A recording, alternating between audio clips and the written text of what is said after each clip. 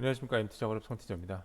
오늘 장전 이슈, 오늘 미국 휴장, 그리고 8일 파월 연설 예정이라는 제목으로 시작하겠습니다.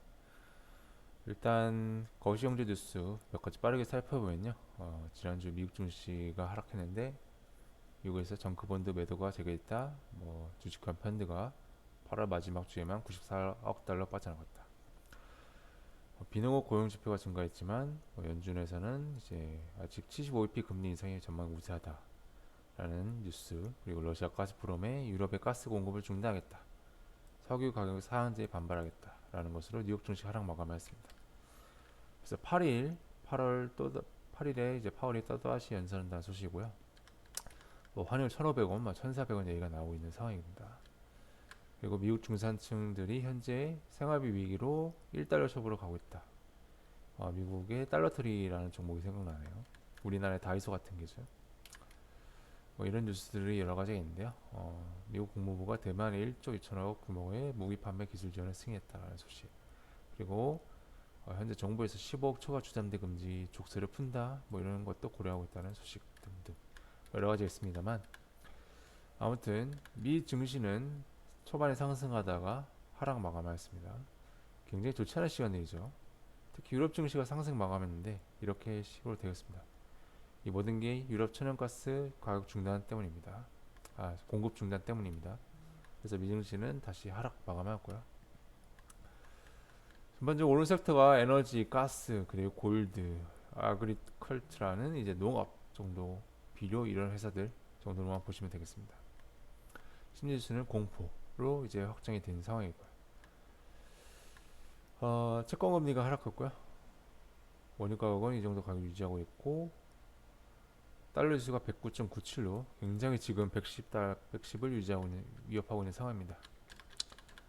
그래서 이제 미국 금요일날 미증시는 실업률도 늘고 고용도 늘었지만 실업률도 소폭 증가했다는 소식에 나쁜 것이 좋은 것이다 라는 심리로 장 주말까지 상승했는데, 러시아와 원유 가격 상한제에 반발하는 대응으로 유럽 노드스트림 원 가스관을 완전 중단하였습니다.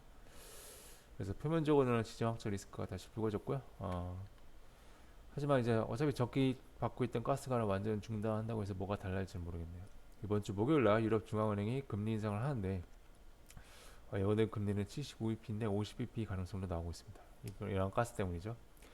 그래서 미국채 가격이 상승하고 채권 금리가 하락하는데, 이를 고려하면 안전자산 선호 심리 제보 악화, 파월에게 금리를 올리지 말라는 무언의 신호일 수도 있겠습니다.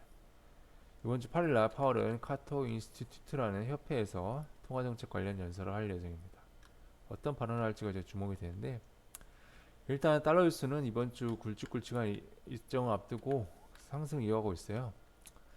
이번 주에 파월 연설 예정돼 있고, ECB 금리 인상도 7일 예정돼 있고요. 다음 주 미국 8월 CPI 발표 나오고 소비자 물가 지표 나오고요. 미선물 옵션 만기일 등 굵직굵직한 이슈가 예정되어 있습니다.